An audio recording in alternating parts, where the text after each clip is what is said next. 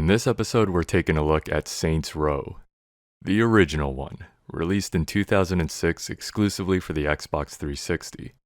I've always been a big fan of the Saints Row games. Above anything, I think they're a lot of fun to play. I never really cared about the story with this series. Not to say that they were bad, but that just wasn't the point. The Saints Row games are great for those days where you just want to turn your brain off and have some fun in an open world. Not too long ago, I did play the 2022 entry. When Volition and Deep Silver announced that the series was getting rebooted, a lot of fans had hopes that it would at least return to a more grounded roots after fighting aliens in the fourth game. However, I'm sure you've all heard plenty about this new Saints Row. So let's return to greener pastures. As mentioned, this game was an Xbox exclusive, so this is actually my first experience with it. I don't have an Xbox console where I believe the game is available via backwards compatibility. It was also in that period of early 360 games where they didn't quite take advantage of the new next-gen graphics. The game was originally being developed as a PS2 game under the codename Bling Bling. It's definitely no technical marvel, but I think whatever the game lacks graphically is made up for in the gameplay. Lucky for me, emulation tech has gotten pretty good, and with a decent computer and a controller, you can play Saints Row with a more than passable performance. If you've never heard of or played these games before, they are centered around a street gang called the 3rd Street Saints. In Saints Row, you start off as a recruit. The first game takes place in a fictional city called Stillwater, and Saints Row refers to the Saints-controlled impoverished district within the city. In each game, you work with the Saints to defeat other rival gangs and claim their territory while also defending your own. The game's third-person free-roaming format would inevitably draw comparisons to Grand Theft Auto, and thus many saw this as a GTA clone. By this point, the Grand Theft Auto series had been doing its free-roam format for a couple of years, with GTA San Andreas being the latest release. Any subsequent games that would feature an open world and more mature themes would be compared to the series, although it didn't help that Saints Row was also about gang warfare. Even though I think it plays quite differently, that didn't seem to be enough to shake the stigma of being a GTA copycat, causing the studio to really crank up the wackiness as the series went on. Combat and movement is about what you'd expect in a game like this. There's no fine aim when shooting though. There's 3 unchangeable control schemes, which is a bit of a bummer. I like the idea of sprint on the right bumper as it keeps the thumb free to move the camera while running. Only thing that sucks is that for some reason X is jump and A is reload. It took a little getting used to, and even then I still instinctively press A to jump. You access your weapons via a weapon wheel, and there's also a sub-wheel for consumables. You can carry a melee weapon, pistol, shotgun, rifle, rocket launcher, and grenades. Consuming food restores health. Consuming booze increases your melee strength, and smoking a joint reduces damage taken. The latter two also affect your visibility and movement, so they're pretty situational. I did find it interesting that when using your fists, you can swing each one independently. I've always really liked the way the characters move in Saints Row.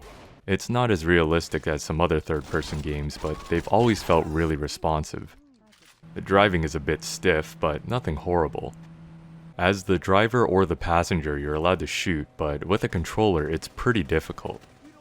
You can carjack pedestrians, but a cool exploit in this game is that you can actually stand on top of the hood or roof of a car and skip the enter vehicle animation. The navigation system is handy, but also pretty basic, requiring you to heavily rely on the minimap. The road indicators wouldn't come until later in the series. The missions are linear but are separate for each gang, allowing you to progress through each branch at your own pace. This was a really cool concept, and it was pretty disappointing to see them move away from this later in the series. There are 3 rival gangs to fight through. Each gang will also have multiple stronghold missions, which require you to go and destroy or kill everyone at a site they control. The story and stronghold missions take place in the open world. Some missions involve combat, some driving, and some a little bit of both. This game does not have a difficulty setting, or at least I was never presented with one, and I also couldn't find any in the settings themselves. The difficulty varies level to level, with some being piss easy and others being nightmarish. I believe most fans of the series would agree that this is the hardest Saints Row game. A big part of that is because there are no intermission checkpoints, so if you die at any point, you're gonna have to go back to the beginning of the level. There's also no autosave in this game, which is a pretty big oversight. Health and stamina regeneration are also painfully slow, but can be upgraded. To play missions, you need to earn respect. The easiest way to fill the bar is by completing activities available around the open world. While this may seem annoying at first, it's actually a cool way of getting you to explore the map, as well as making it feel like you're actually establishing gang presence throughout Stillwater. You can bank charges at the respect bar so that you can play multiple missions in a row. The activities themselves are simple mini-games, such as stealing prostitutes from rival gangs, getting hit by vehicles as part of an insurance fraud, and causing mayhem by killing pedestrians and blowing things up. Most of the activities in this game would become staples in the series. A nice detail is that there's a short cutscene that plays before beginning each activity, providing a bit of context as to why you are doing them. Each activity has multiple levels, and there are apparently 226 levels in total. That's more than enough to cover all the campaign missions. Playing the same activity multiple times does get a bit boring, but there is a reward if you complete all the levels. The map won't indicate that the activity has been completed though, and replaying it won't award any more respect, so you'll have to make a mental note of it or check the activity tab in the menu. Beating missions will also gradually give you more Saints-controlled territory. This will spawn your gang members on the streets as NPCs, as well as award you some hourly income that you can pick up at your crib. Again, this is another way the game makes it feel like the Saints are actually taking control of the city. If you engage in combat with a rival gang or the police, any Saint NPCs on the street will begin fighting with you. As you progress through the game, you'll eventually earn the ability to make fellow gang members follow you. This lets you track their health and revive them. In addition to activities, the open world provides various stores to shop at. Friendly Fire is the gun store. What's weird though is that instead of buying a gun and then paying a smaller amount to refill ammo, you have to keep paying this full price all the time. As the game progresses, the enemies will begin to carry better weapons, which you can pick up after killing them to save some cash. There are several clothing shops, although the actual amount of clothing is quite limited. The color options are also limited to a few presets. There are also jewelry stores. The game has a fast food chain called Freckle Bitches, which is the only store that sells food in the game. I'm fairly certain this is supposed to be a parody of Wendy's. It functions as a drive-thru, which is pretty cool. The liquor stores sell alcohol and weed. For vehicles, there is the Foreign Power dealership that has a small selection of expensive cars. Rim Jobs is where you can upgrade and repair cars you steal off the street. Forgive and Forget is a drive-through confessional thing that lets you remove notoriety. Plastic surgeons will let you change the appearance of your character, but changing hairstyles is done at barbershops. Pretty cool, but for simplicity's sake, they ended up combining the two in later games. Music stores let you purchase tracks from the game's radio stations to curate into a custom playlist. Speaking of which, the game's radio stations are pretty good. The hip-hop ones especially really fit the vibe of this game. The movie theaters are really cool. Here you can replay missions and cutscenes, a feature that is sorely missed in later entries of the series. The stores will actually close at night. A cool realistic detail, but for a video game a bit unnecessary in my opinion. Stores will also have sales, and you can sometimes hear them advertised on the radio. You can rob stores either via holdup or by cracking the safe yourself. If you break into a store after it's closed, you can get a package that you have to deliver to a pawn shop. It's a pretty cool little bonus activity. It's hard to have a frame of reference for this time, but I still find the map impressively large and detailed. There's a lot of enterable spaces in addition to the stores. While the draw distance is pretty short, the game does a good job of generating a variety of pedestrians in your area, making the city feel lively. I also like how distinct the districts are in this game. For example, there's the Red Light District, Chinatown, and a high-end retail district. Crossing the map can take some time, but you can actually pay some cash and take the train to fast travel, which is awesome. Even then, I find it visually appealing enough that I don't mind driving around. As you progress through the campaign, you'll unlock safe houses or cribs. This is where you can access your weapon cache, hourly income stash, wardrobe, and vehicles. When you destroy an enemy gang's stronghold, that location becomes a spawn point when you load up the game. This also happens with a couple mission locations. There's nothing here aside from the ability to save the game, which is pretty pointless since you can always save via the pause menu. Not being able to access your garage sucks. Story-wise, it's pretty neat, like the crib became property of the Saints, but gameplay-wise, it's kind of annoying. Even the church, the Saints' main HQ, only offers a save function. But overall, for the first map in the franchise, I'd say Volition did a spectacular job here. The notoriety system is basically the same as GTA's Wanted system, only there are two bars. One keeps track of gang notoriety and the other police. If you get meleeed or yanked out of a car by a police officer, you get busted. This sends you to a police station and takes 10% of your cash. Dying, on the other hand, is known as getting smoked, drawing a pretty obvious parallel to GTA's Wasted. This will cost a whopping 20% of your cash and send you to a hospital. While I wouldn't say the story is anything amazing, I at least found it somewhat interesting, especially compared to later entries in the series. As soon as you start the game, you enter the character customizer. It's pretty basic and you can only play as a male. I'd save yourself the time and just pick a preset. The story begins when your character gets caught in the crossfire of a gang shootout. A gang member even tells you wrong place, wrong time, but right before he kills you, you get saved by the Saints.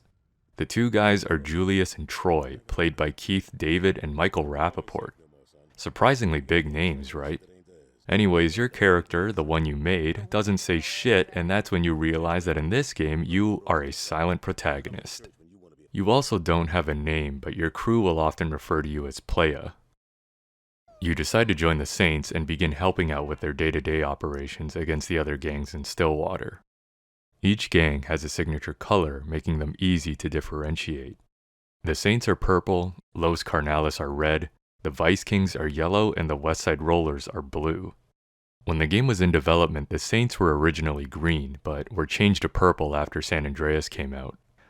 I think purple is more fitting anyway, so it worked out. Julius is the leader of the Saints, and aside from him and Troy, some other key members of the Saints include Dex, who is working on Los Carnales, Lynn, who is undercover with the Westside Rollerz, and fan favorite Johnny Gat, who is tasked with the Vice Kings.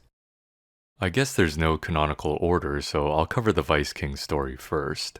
The Vice Kings are headed by Benjamin King with the aid of Warren Williams, Anthony Green, and Tanya Winters. The Vice Kings are most famously known for owning and operating the record company Kingdom Come Records. Johnny Gat, played by Daniel Day Kim, is in charge of dealing with the Vice Kings. The story begins with Johnny's girlfriend, R&B singer Aisha, who is signed to Kingdom Come Records. She wants to leave the label as they are extorting her. Coming to Johnny for help, he draws up an elaborate plan to fake Aisha's death, which would simultaneously destroy the company building. The hardest part in this mission is supposed to be evading this obsessive fan, but I found out you can actually just hop out of the car and blast him through his window. You drive Aisha to Kingdom Come Records in a car rigged with C4, and the plan is successful. Next, Johnny tells us about Tanya Winters, who is played by Mila Kunis. She is a prostitute that rose through the VK ranks by sleeping with their various personnel. We are instructed to go to her brothel, Prawn Court, and tear the place up. It's a fairly easy encounter, but there is unfortunately no sign of Tanya. After the Vice Kings fail an attempt to retake Prawn Court, the Saints learn that Tanya is hiding out at an abandoned police station. After fighting through the station, you eventually reach her, but are ambushed by Anthony Green. Johnny gets shot in the leg, but distracts the two, allowing you to escape. As you leave, Julius calls, suspecting some kind of partnership between the police and the Vice Kings. Julius and Dex hatch a plan for the player to hijack Tanya's limo, posing as her driver. This will lead us to where the VKs are keeping Johnny, as well as provide an opportunity to kill Anthony Green. After killing the limo driver and taking over, you pick up Tanya and have to take her to a couple stores. While this is happening, she'll say a couple lines, and it's a bit distracting because it's literally just Mila Kunis. I've watched a good amount of Family Guy, and all I hear is Meg. So Warren called me Aisha again today. Can you believe that? Eventually you'll get to Tony's condo and engage in a fight with the Vice Kings there. Oh, there he is. You rescue Johnny and he lets out a bit of steam by pumping a few rounds into Tony's corpse. In order to get the police to split from the Vice Kings, Gat and Playa pose as VK members and cause havoc around the city. It proves successful as the police have no choice but to arrest some Vice King members. To continue dissolving the relationship between the Vice Kings and the police, we interrupt several of their meetings.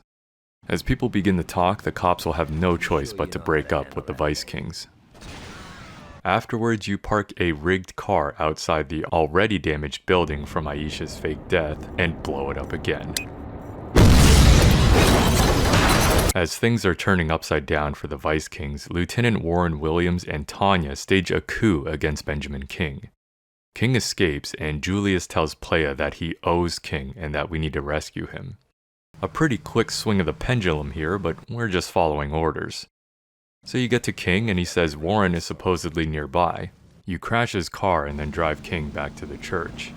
It's revealed that Warren survived the crash, but Tanya shows up and executes him to assume full control of the Vice Kings. Back at the church, Julius offers King an ultimatum. Either die right now or walk away from it all, including the Vice Kings. King counters, saying he'll walk away after getting revenge on Tanya. In part of dismantling what's left of the remaining Vice Kings, all you have to do in this mission is get their attention and lead them to an ambush spot where the police will finish them off. You do this 3 times, but on the third group, these 2 VKs got stuck and were just running into the wall. I managed to free them, but I'm not sure if this is a common occurrence or just a rare bug. Playing on an emulator may also have had to do with it. With that done, it's time for the final mission of the Vice King's story. Before you can play this mission, you'll also need to complete all the Vice King's stronghold missions.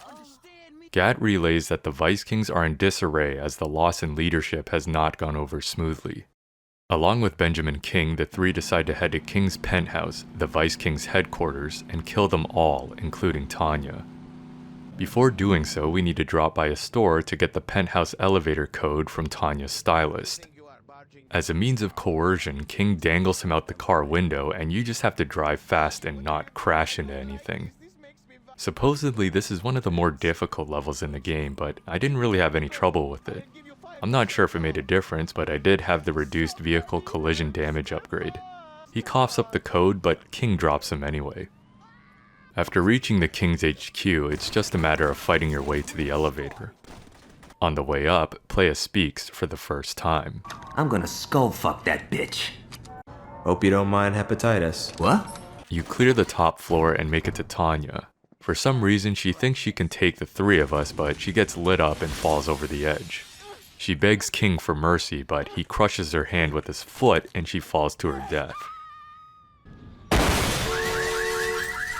As the trio leave the building, King tosses you the keys to the penthouse, saying he won't be needing it anymore. This unlocks it as a crib, probably one of the coolest in the entire series. And that brings an end to the Vice King story. Alright, shifting gears to the Westside Rollerz. This gang controls the city's underground racing ring and is headed by William Sharp and his nephew Joseph Price. Their head mechanic, Donnie, is also an important figure. Meeting with Lynn, she instructs us to steal a transport truck that is set to deliver some cars to the Rollerz. Once you hijack it, you bring it to Samson, a mechanic and demolitions expert that is an ally to the Saints. This is the same guy that rigged the car that we used for Aisha's fake death. Ahead of the next mission, Samson rigs the cars with explosives and they're successfully handed off to the Rollerz. Lynn meets up with the Playa and tells us to participate in a street race with them, making sure that the other drivers' engines get hot enough to trigger the explosives. Lynn's idea is for us to lead the race, but Troy has a better one where he comes as a passenger, smack-talking the other drivers into activating their nitrous boost. The Playa and Lynn stage an attack on Donnie's garage, where she will then save him to earn his trust and get in deep with the Rollerz. The plan works, which allows Lynn to meet with Price and Sharp at their mansion. Price, being fond of Donnie, doesn't appear to be suspicious of Lynn, but you can tell Sharp is a bit on edge. Donnie also has a loose lip and begins spilling that they plan on raiding a convoy of delivery trucks for car parts. Having been eavesdropping from outside Price's mansion, you quickly depart to defend the trucks. I'd say this was the first difficult mission I played. Your choice of vehicle is pretty important here, as you'll be taking a lot of damage trying to prevent these trucks from getting destroyed. I didn't have the reduced collision damage upgrade, but it would have definitely helped for this one. The rollers always beat you to the last truck, and if you don't get there fast enough, they'll melt it really fast. Returning to the mansion, Price deduces that the Saints are responsible for the failed raid. Donnie reveals some critical info again, which pisses off Sharp. Sometime later, Sharp is lamenting to Price about how Donnie is a doofus. Donnie then suggests a backup plan to strip some cars to get the parts that they need. Being one step ahead again, the player heads out to destroy all these cars before the rollers can get a hold of them. If they manage to get in the car, you just have to chase them until they explode. If you beat them there, you can just blow them up. With plans being botched several times in a row, Sharp and Price deduce that Lynn is a mole for the Saints. Price demands that Sharp does not hurt Donnie in his next move. Lynn calls and tells you to meet her at the pool hall, but it turns out she was forced to by Sharp. You arrive and spring the trap. With the power of plot armor, you win the 1v30 against the rollers. However, when you reach Lynn and go to untie her, one of the rollers comes from behind and takes you out. Sharp places Lynn and the playa in the trunk of a car and calls Donnie to meet. When Donnie arrives, Sharp opens the trunk and shoots both Lynn and the playa. Donnie is severely pissed that Sharp just shot his girl and drives off in a huff. Sharp pushes the car into the water. In the trunk, Lynn manages to get a hold of a lighter. Unfortunately, only the player resurfaces, implying that Lynn is either drowned or succumbed to her gunshot wound. The playa immediately goes after Sharp, who is still nearby. After chasing him into Chinatown, his car got stuck on some planters, leading to an easy RPG shot to blow it up. While the Saints are mourning Lynn's death, Price and the Rollers decide to go a different direction and launch an attack on the row. Thankfully, we're able to get some advanced intel and plan to destroy the convoy from the rear. I found it a bit weird that the game made you drive to this location only for you to then swap seats with Julius. Anyways, this part's pretty easy since you have unlimited RPG ammo. The only thing you have to watch out for is shooting too close to your own vehicle. You'll end up doing more damage to yourself than the enemies will do to you. You also can't let them get to the row, so a timer will start eventually. After destroying most of the convoy, you close in on Price, but he hits the brakes and when you rear-end him, you get sent flying out of the car. This allows him to drive off. Julius says you should have worn a seatbelt, a rare positive message in an otherwise dirty game.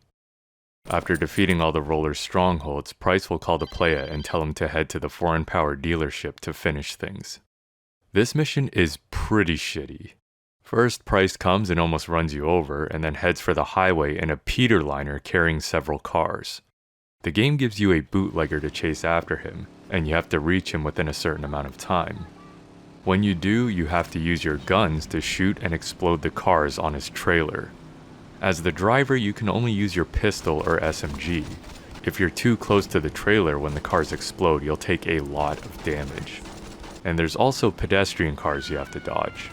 After exploding the first car, some rollers will come and begin damaging your vehicle. Then on top of all that, Price will occasionally throw out some pipe bombs, which will instantly kill you if you are caught in the explosion. With that many things to juggle, this is one tough son of a bitch. I eventually got it by choosing a beefier car. I think this is Ben King's car that you get after completing the Vice King storyline. I also picked up some homies to help provide additional fire. Once you damage the trailer enough, it will detach and you just have to shoot at the cab. As you walk up to Price's body, Julius calls and the playa says another rare line. I got ran over by a motherfucking truck. What do you think? Oh, quit being a bitch. You might be noticing a trend with the playa's dialogue. Similar to how you got King's penthouse, you unlock the Price Mansion as a crib, which is located in the suburbs district. The last gang is the Los Carnales, or as Dex is constantly saying, it's not the Los Carnales, it's just the Carnales. Los means... fuck it. Like I was saying. They are headed by Hector Lopez. Other important members are Hector's younger brother, Angelo, Angelo's girlfriend, Luz, and their enforcer, Victor Rodriguez. They are backed by the Colombian drug cartel, represented by Manuel Orejuela. To begin, Dex sends the playa to destroy a few of their smaller drug labs as a means to cut off their income stream. He then has the playa and Troy steal a transport truck. In retaliation, the Carnales launch a small attack on the row, which we successfully fend off. Later, we use the stolen truck to Trojan horse a bunch of Saints into their main drug plant, taking it over. Manuel finds out about this and expresses some concerns to Hector. Dex comes up with a plan to divide the Carnales and the Colombians. During one of their meetings, you assassinate Hector from a rooftop, which will cause the Carnales to blame the Colombians for his death. As everyone scatters, the cops arrive and seize the drugs. Dex and the playa attempt to meet with Manuel to potentially establish a new partnership, but you get ambushed by Victor. This is another case where the game suddenly gets significantly harder. Victor's vehicle can crush you really fast, and every time you die, you have to drive all the way back to the strip club where Manuel is. From completing the Westside Rollerz story, I had access to Price's car, one of, if not the fastest car in the game. But even that, combined with the reduced collision damage upgrade, was not enough. So I figured, what the hell, let's try to kill this guy. I successfully managed to blow up his vehicle and proceed from there. I don't think Victor can die, but he's not a threat once he's out of his vehicle. Making it back to the church safely, Julius is really pissed that Dex decided to meet the Colombians without consulting him first. Mid-conversation, the Carnales launch a surprise attack on the church. You fend them off alongside Dex, Troy, and Julius. Eventually Victor will arrive. I'm not exactly sure what happened here, but he drove past, and as I turned the corner to see where he went, his car was flipped on its side and on fire. I give it one final RPG shot, but somehow Victor survives it. You gotta be fucking kidding me. What's this motherfucker made of? He ended up just flailing around, which made it easy to drop him. At the Lopez mansion, Luz argues with Angelo about the Colombians' involvement in Hector's death. Dex informs us that we need to repossess the drugs seized by the cops during Hector's assassination. If we can do that, the Colombians will agree to work with the Saints exclusively. So you drive a car bomb over to the police station and blow up the wall to the evidence lockup. Damn, that exploded pretty fast. Some Saints then back a truck into it and begin loading it up, and you just have to defend it for a few minutes. It's surprisingly not too hard, as the cops generally show up one at a time. But when it's time to drive the truck back, you've accumulated enough notoriety to have the FBI come after you. And these guys are aggressive and ram super hard with their SUVs. Fortunately, the truck is really strong, but god damn. The plan ends up being a success, and the Saints meet with Manuel and confirm their new partnership. Angelo shows up, declaring revenge for Hector, and proceeds to shoot up the place. Aside from one random gang member, he doesn't hit anyone and decides to run. Before leaving, Manuel gives us the address to the Lopez mansion. In the next mission, Dex and the playa head over to bust up the Lopez mansion in retaliation for their attack on the church. It's located near the airport. After clearing it, Angelo manages to escape, triggering a car chase. At first I thought I was supposed to kill him, but turns out all you have to do is defend your own car. You chase Angelo to one of the city's bridges, which is beginning to raise to let a boat pass underneath. Angelo goes for it, but Dex decides against it. The bridge also does rise randomly in the open world. Alright, here comes the hardest mission in the game. What goes up? This mission is straight up cheap. Dex arrives and informs the playa that Angelo and the remaining Carnales are planning to get on a plane and skip town to rebuild elsewhere. It takes a little over a minute to drive over to the airport. When you get there, Dex says that you're a better shot, so you swap seats. And this is where the shit really hits the fan. You begin driving around the airport, and initially destroying the plane is the only thing on your mind. But then some Carnales vehicles show up. You also see some Carnales on the rooftops. You're not really sure which one to prioritize, and then Dex says something about killing the RPG wielders, and by that point I haven't seen any, and we're already taking rocket blasts. It's like, I can't see anything, man. What are you talking about? Ah, shit. You know what dying means? You have to restart back near the church and redo the drive to the airport. That's the worst part, because it's unlikely you're gonna get it even on the second attempt. You're gonna have to do a few rounds until you find out where each of these RPG guys are. Well, not me. I'm going to YouTube. I find each location, but even then you still have to be able to shoot the barrels to kill them. Alright, so there's one here and one up there. Ah, that's not good. Okay, took a hit but managed to get that guy. Alright, got that guy. This is not bad, this is doable. Alright, it's the first two guys again. Oh no. Wow. I don't know how I survived that. Well, with that part done, you're pretty much in the clear. Just fire a couple rockets at the plane and there you go. In the aftermath, Lou shows up carrying a bag of shoes, which prompts the player to speak again. Shoes? Actually, they're this season's new. Bullshit, that's last year's fall collection. That's not true.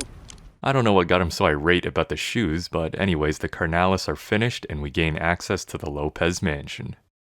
The following cutscene will also play immediately after finishing the final gang storyline, whichever one it is. In it, Julius calls Playa confirming that the city is under their control. Ben King appears to be leaving town, Donnie cries over Lynn's death, and Manuel is seen with Luz. Julius promotes you to his top lieutenant, but is seemingly pulled over by the police. And then the credits roll. But it ain't over. There's a couple of epilogue missions that set up Saints Row 2. The player receives a call from the chief of police saying that they have Julius in custody but will spare his life in exchange for a favor. He wants a mayoral candidate, Marshall Winslow, taken out. So you hijack Winslow's bus in Chinatown and park it over some train tracks. What? Oh, come on, man, I was pretty far from that. Alright, this time I'm making sure to get as far away as I can. As the crew discusses what is going on with Julius, they receive another call from Chief Monroe, who decides to walk back on his deal and have the Saints do more work for them. Refusing to be pushed around, Dex suggests a plan to assassinate Monroe at Winslow's funeral processions. The plan is to snipe him, but it quickly goes to shit as several police vehicles show up and we don't know which one he's in. Johnny decides to go Leroy Jenkins with an RPG. Well, with the cover being blown, you might as well join him. After all the vehicles are destroyed, you just have to drive to a Forgive and Forget. I decided to drive to the one in the suburbs as it seemed like an easier route than driving through the heart of downtown.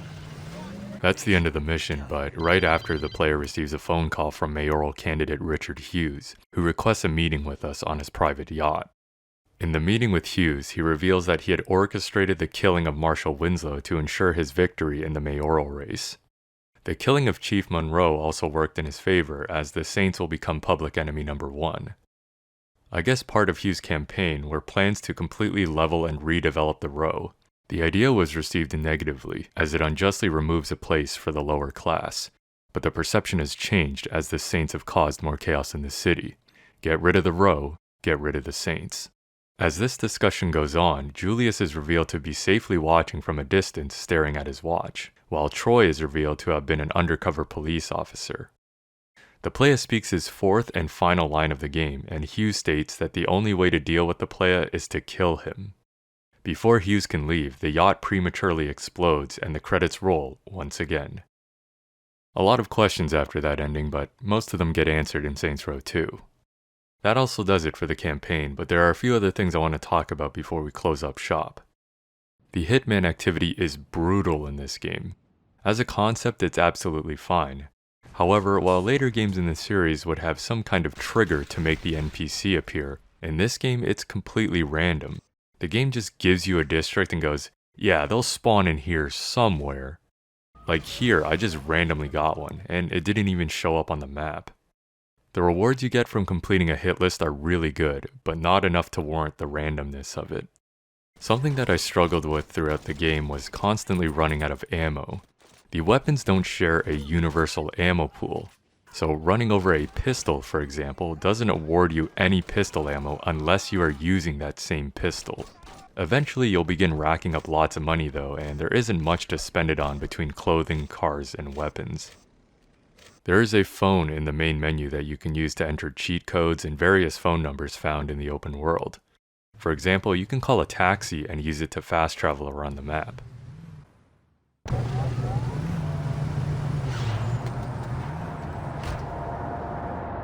In terms of audio, I found impact and explosive noises really loud, but in a good way.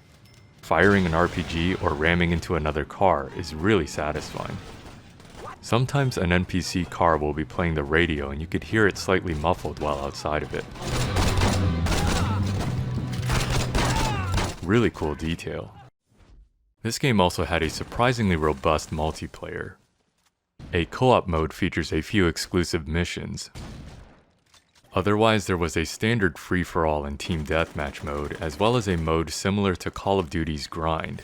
In this, you collect chains from killing enemy players and deposit them at a certain spot. Another version, called Blinged Out Ride, had you collect chains to upgrade your team's vehicle. The last mode is called Protect the Pimp, and requires each team to escort a player-controlled pimp to a destination. It's also a single life mode, and if the pimp on one team dies, that team immediately loses. While waiting for a lobby to fill, the game would place you in a warehouse where you could free roam and attack other players without affecting your rank. I gotta say, I'm actually pretty impressed. All in all, a pretty solid game and a great start to the series. It's by no means perfect, but I liked it a lot, and with this being a 360 exclusive, I really wish more people would have gotten the chance to play it. Upon release, the game received positive reviews, with Metacritic giving it an aggregate score of 81 out of 100. Although many reviewers did reference Grand Theft Auto, I'd say most of them were pleasantly surprised that this was actually a pretty decent game. Some reviewers did call it unoriginal, but at least gave it credit for being fun. A few stated that the game had trashy humor, which I'm not going to argue against. Considering the times, I'd say most of these reviews are fair, even in their critiques, although I don't feel as strongly about some things as they do. My favorite thing about this game is the open world. The city of Stillwater is excellent. It's visually appealing and deceptively intricate. I'm especially impressed with the way the highways are constructed. The world feels lively with plenty of NPCs and interiors to enter.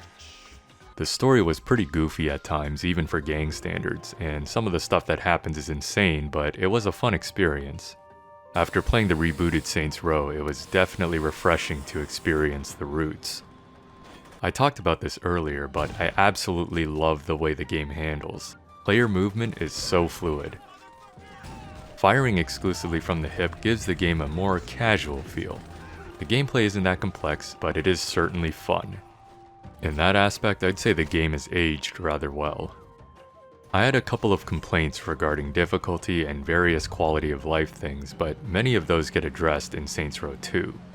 I've already mentioned it a few times, but that game deserves due diligence and I'd have to cover it properly.